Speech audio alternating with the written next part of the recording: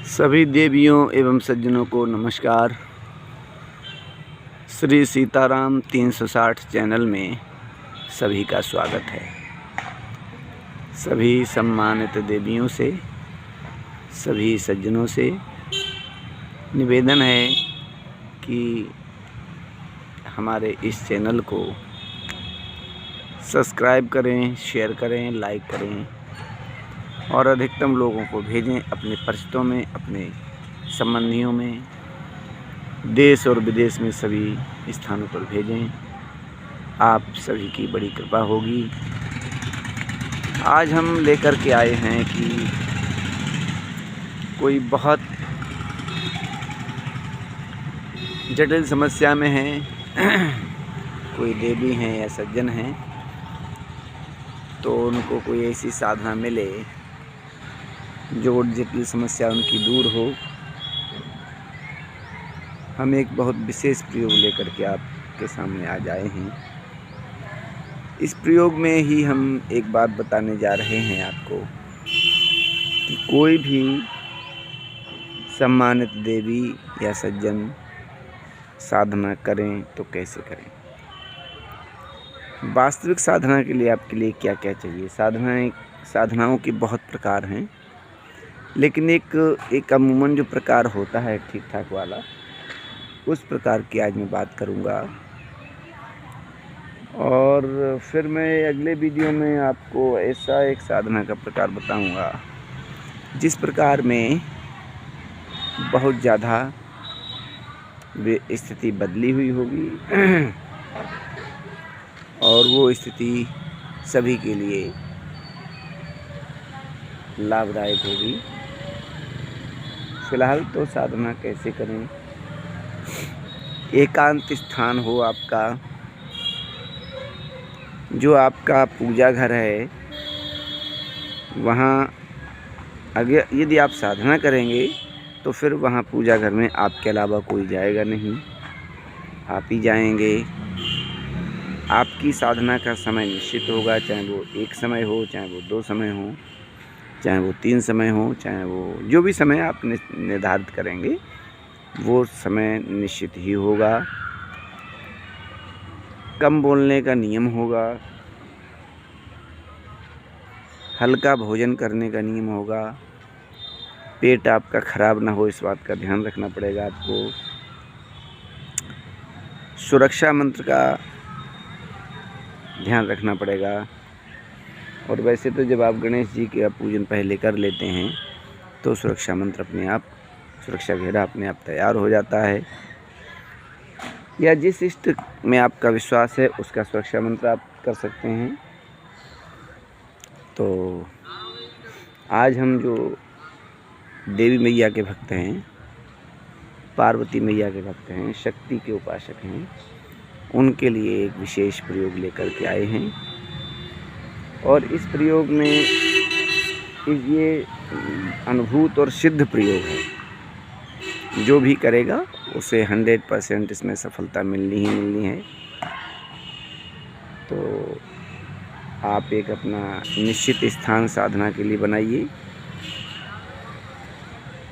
आप यदि मैया से कुछ प्राप्त करना चाह रहे हैं या उनसे प्रार्थना करना चाह रहे हैं या तपस्या के रूप में साधना करना चाह रहे हैं, इस साधना के बहुत सारे प्रकार हैं, मंत्र एक ही है और विशेष व्यवस्था है इसमें। तो हम आपको बताते हैं कि आप तिल के तेल का दीपक या सरसों के तेल का दीपक या देसी घी का दीपक जो आपको उपलब्ध हो, प्रयास ये करें कि अच्छा हो। सरसों का तेल भी अच्छा ही हो, देसी घी विश्वसनीय हो तभी लें। और इस प्रकार से ये इसकी व्यवस्था करें। और हवन सामग्री में आप देवदारू और तगर, अगर तगर देवदारू, खसखस, डमर के बीज, मतलब ये किसी बढ़िया पंसारी के यहाँ जाएंगे तो वो आपको सारी सामग्री जुटवा देंगे। जब आप ये सब चीज़ें बताएंगे तो वो अपने आप बहुत बढ़िया अच्छी क्वालिटी की सारी ये अलग अलग वस्तुएं लें, घर पे आकर के इन्हें कूट पीस करके ठीक करें।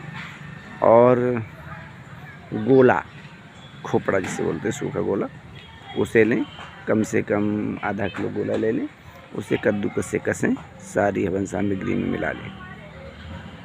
इस प्रकार से ये बहुत अच्छी हवन सामग्री तैयार हो जाएगी। इसको 2 तरीके से आप प्रयोग कर सकते हैं। एक विधि ये है कि आपने मंत्र जाप शुरू किया तो एक कोई लोहे का बर्तन ले लें या मिट्टी का बढ़िया पात्र ले लें, खूब मजबूत सा, क्योंकि मिट्टी के पात्र चटक जाते हैं, तो कोई मोटा मिट्टी का पात्र ले लें, उसमें अग्नि रख लें। गाय के उपले की अग्नि हो, गाय हो देसी, जो भी आप गाय की चीज़ प्रयोग करेंगे उसमें देसी गाय हो, भारतीय गाय हो, तो उसका कंडा ले लें, कंडे को जलाएं, जब धुआं ख़त्म हो जाए तब फिर उसे अपने पास रखें और उस पर वो हवन सामग्री जो मैंने तैयार करने को कही है वो हवन सामग्री थोड़ी थोड़ी डालते रहें बीच बीच में, तो सुगंधित रहेगा वहाँ पे वातावरण। और कोई तेल का दीपक, घी का दीपक या तिल का जो उपलब्ध हो वो आप तेल का दीपक ले लें या घी का दीपक ले लें। आपने दीपक जला लिया, उधर सुगंधित करने के लिए कंडे की अग्नि लगा ली, अथवा कोई बढ़िया लकड़ी हो, शीशम की हो, आम की हो, ये इनमें से कोई एक लकड़ी हो, उसे जला लें। वो जब दहक जाए, जब उसमें धुआं ख़त्म हो जाए तो उस लकड़ी को भी आप रख सकते हैं मिट्टी के पात्र में या लोहे के पात्र में, उस पर भी वो हवन सामग्री आप लगातार डाल सकते हैं। एक बार ये सुगंधित करने के लिए दीपक जला लिया आपने। अब जब आप ये सब कर चुके तो मैया के लिए लाल फूल बहुत पसंद हैं, तो गुड़हल के लाल फूल ले लें। गुड़हल की फूल की जो डंडी होती है उसे बहुत छोटा कर दें और गुड़हल के फूल साबित रख सकते हैं। और कांटे ना हो, किसी गुड़हल में कांटे होते हैं, तो फूल भले ही जड़ बिल्कुल छुड़ा दो आप फूल की, कांटे रहे तो हो जाए, ठीक है। पंखुड़ी बना लो वरना, या फिर गुलाब की पंखुड़ियाँ ले लें, फूल ना लें पूरा, क्योंकि फूल जब आप पूरा लेते हैं तो उसमें कांटे रह जाते हैं। कांटे ना हो इस बात का ध्यान रखें। पंखुड़ी ले लें और पंखुड़ी के एक आसन लगाएं, लाल कपड़ा बिछाएं, उस पर पंखुड़ी का, गुलाब के फूल का आसन लगाएं और उस पर मैया का आवाहन करें। अपने शब्दों में हृदय से मैया को पुकारें और उनसे कहें कि ये आपका आसन है, यहाँ आप विराजिए। साधारण आवाहन से ही काम चल जाए, कोई समस्या नहीं। और कोई अगर कागज़ का कोई आपका जिसे आप बहुत पसंद करते हैं जिस फ़ोटो को, वो फ़ोटो भी ले सकते हैं। और अगर नहीं हो तो आप शिव परिवार ले लीजिए, कोई समस्या नहीं। तो शिव परिवार की स्थापना कर लीजिए। और मैं शिव परिवार का अभी एक और वीडियो बनाऊंगा, तो उसमें मैं डालूंगा एक अच्छा सा चित्र। और वरना आप समझ लीजिए एक ऐसा चित्र आता है जिसमें नंदी भृंगी भी हैं, सिंह भी है, मैया और भोलेनाथ सिंहासन बैठे हुए हैं, गणपति गोद में बैठाए हुए हैं, और उन्हें खड़ानंद भी हैं दरबार में, बहुत सारे गण हैं दरबार में। ये वाला चित्र आप ले लें और इस चित्र को उसी जो फूल आपने बिछाए हैं, पंखुड़ियाँ बिछाई हैं, उसी पंखुड़ियों पर आप स्थापित करें। ये कार्य रोज़ाना करना है, फूलों वाला दीपक रोज़ाना जलाना है सब कुछ। तो काठ के फ्रेम में मढ़वा लें उसे, अथवा लेमिनेटेड फ़ोटो होते हैं वो ले लें, वो भी गत्ते में मढ़े जाते हैं, तो गत्ते में वो ठीक से हो, मतलब बढ़िया तरीके से, भारी हो थोड़ा चित्र जिसे हवा में गिरा ना जाए।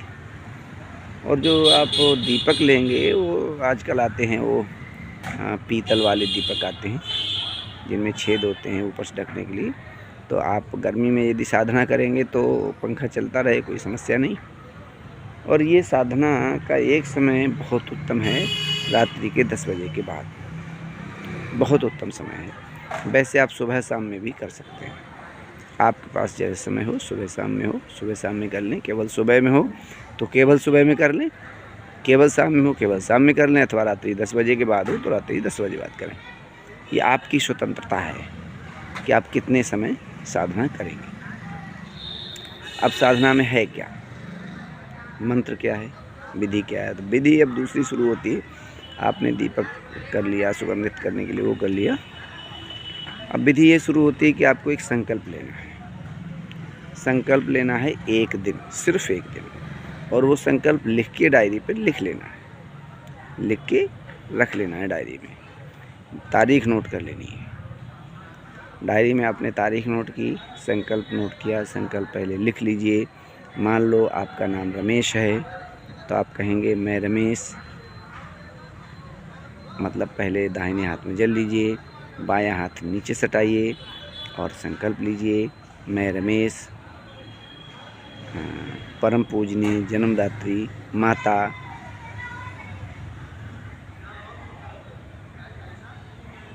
अमुक का पुत्र, नाम लीजिए अमुक की जगह पे, परम पूजनीय पालनहार पिता अमुक पिता का पुत्र, ये आपका माता पिता का नाम हो गया। अपना नाम आपने ले लिया। इस कामना हेतु, मैया की प्रसन्नता हेतु, मैया की कृपा प्राप्ति हेतु, वैसे कृपा प्राप्ति हेतु और प्रसन्नता हेतु कहें बहुत अच्छा रहेगा। तो मैं इस मंत्र का जाप इस समय प्रतिदिन, यानी रात्रि के 10 बजे 10:30 बजे बोलें, 10:30 बजे प्रतिदिन शुरू करूँगा। 1 माला या 2 माला या 5 माला आप बहुत धीमे करें, आराम से करेंगे, मंत्र में घुल जाइए। जब संख्या माने नहीं रखती तो इतनी माला रोज़ाना मैं करूँगा। और वैसे जो मैं मंत्र बताने वाला हूँ उसकी आप यदि 5 माला करेंगे तो बहुत अच्छी होंगी, बहुत पावरफुल साधना हो जाती है वो। और 1 माला भी करेंगे तब भी ठीक है, यदि आपके पास 1 माला का समय है तो 1 माला। और छोटे छोटे संकल्प लें, जैसे 21 दिन का संकल्प लिया, जिस दिन 21वां दिन है उसी दिन संकल्प ले लिया अगले 21 दिन का। क्योंकि जो मैं साधना बताने जा रहा हूँ वो थोड़ी लंबी साधना है, चमत्कार देखने हैं आपको, तो मेहनत करनी पड़ेगी, तपस्या करनी पड़ेगी। तो विशेष तपस्या करेंगे, विशेष कृपा मिलेगी, विशेष चमत्कार देखेंगे। तो एक सप्तशती का मंत्र है, सुरक्षा मंत्र है। आप बोलेंगे कि मैं मैया का सुरक्षा मंत्र बोल रहा हूँ, मैया मुझे सर्व प्रकार से सुरक्षा प्रदान करें, मैया की मैं शरणागत हूँ। इस प्रकार से सुरक्षा मंत्र से पहले बोलेंगे। और सुरक्षा मंत्र है ओम शूलेन पाहिनो देवी पाहे खड्गेन चाम्बिके घंटा सुनेन न पाहे चापज्ञान सुनेन चाह। ओम लगाएंगे इसमें पहले आप, और इस मंत्र को पहले दिन 108 बार करें। और वरना हम एक बात और बताएं आपको, इस मंत्र को आप 10,000 बार जप लें, रोज़ाना 10 माला करें, 1 माला का यज्ञ करें। साधन सामग्री बनाई है आपने, इसमें थोड़ा दूध मिला लें, या लौंग के जोड़े आप ले लें तो लौंग का जोड़ा देते रहें मैया को हम आहुति में, ये भी कर सकते हैं आप। तो इसे आप सिद्ध कर लें इसको। वैसे मंत्र ये सिद्ध है, लेकिन और इसमें थोड़ी सी पावर अगर डालना चाहें तो डाल सकते हैं। और वरना फिर 108 बार आप जाप करिए, 21 लौंग की आहुति लगाइए, लौंग के जोड़े का भोग दीजिए मैया को, एक बार बतासा लौंग दे दीजिए, फिर लौंग के जोड़े देते रहिए, 21 आहुति दे दीजिए। और फिर प्रतिदिन जब साधना करेंगे तो 21 बार मंत्र को इसको बोलेंगे। ओम शूलेन पाहिनो देवी पाए खड्गेन चाम्बिके घंटा सुनेन पाए चापज्ञान सुनेन चाह। ओम शूलेन पाहिनो देवी पाहे खड्गेन च अंबिके घंटा सुनेन न पाहे चापज्ञान सुनेन चाह। ये ऐसे 21 बार बोलेंगे। और जल अपने हाथ में रखेंगे, जल में फूंक मारेंगे, वो जल अपने ऊपर छिड़क लेंगे, पूरे अपने पूजा गृह में और आसन पर छिड़क। आपकी सुरक्षा होगी। प्रतिदिन आपको सुरक्षा मंत्र प्रतिदिन पढ़ना है 21 बार, पहले दिन 108 बार पढ़ना है, फिर एक किसावती लगानी है। ये होगा सुरक्षा मंत्र। और वैसे भी आप बोल देंगे मैया से, हे मैया जितनी विघ्न बाधाएं हैं उसे दूर करो। और जब आपने सुरक्षा मंत्र पढ़ लिया, अब आपको जाप कौन से मंत्र का करना है? जाप करना है ओम सर्वमंगल मांगल्ये शिवे सर्वार्थ साधिके शरण्ये त्र्यंबिके गौरी नारायणी नमोस्तुते। अब पढ़ने का विधान क्या है? ओम सर्वमंगल मांगल्ये शिवे सर्वार्थ साधिके शरण्ये त्र्यंबिके गौरी नारायणी नमोस्तुते। बहुत धीरे घुल जाइए मंत्र। एक ही माला करिए आप, कोई समस्या नहीं। 21 दिन का संकल्प लीजिए, एक माला रोजाना का। रात्रि 10 बजे करिए, चाहे सुबह करिए, चाहे शाम में करिए। जो संकल्प लेंगे शाम में सूर्यास्त से आधा घंटा पहले साधना शुरू करें, और जब समाप्त हो जाए तब तो समय देख लें। अथवा ये बोल सकते हैं आप फिर आपको रोज़ाना समय नोट करना पड़ेगा कि सूर्य से आधे घंटे पहले मैं साधना शुरू करूँगा। अगर संकल्प में बोलेंगे तो ऐसा फिर आपको ये ध्यान रखना पड़ेगा। तो वो भी एक डायरी बनानी पड़ेगी आपको। संकल्प रोज़ाना बोलना है। कौन सा? सुरक्षा वाला। बकाया मंत्र जाप का संकल्प आपने एक बार कर लिया, बस नित्य प्रति वही करना है। तो इसमें मंत्र में ओम सर्वमंगल मांगल्ये शिवे सर्वार्थ साधिके। सर्वमंगल मांगल्ये, सभी प्रकार के मंगलों को करने वाली मैया। शिवे से भगवान शिव की प्रिय जो मैया हैं, जो भगवान शिव की अर्धांगिनी है, वो जो मैया हैं वो सभी अर्थों को देने वाली हैं, सभी प्रकार के मनोर्थों को देने वाली हैं। शरण्ये त्र्यंबिके गौरी नारायणी नमोस्तुते। हे त्र्यंबिके मैया, हे भगवान शंकर की अर्धांगिनी मैया, आप भगवान शंकर नारायण हैं तो आप नारायणी हो, आप गौरी हो। हम आपके लिए बारंबार नमस्कार करते हैं। ऐसा इसका अर्थ है। अर्थ आप उसमें से पढ़ सकते हो, ये हमारा भावार्थ है। तो ओम सर्वमंगल मांगल्ये शिवे सर्वार्थ साधिके शरण्ये त्र्यंबिके गौरी नारायणी नमोस्तुते। तो ऐसे करके इसका जाप करना है। ये हो गया आपका मंत्र जाप। एक माला आराम से, बहुत प्रेम से, धीरे धीरे।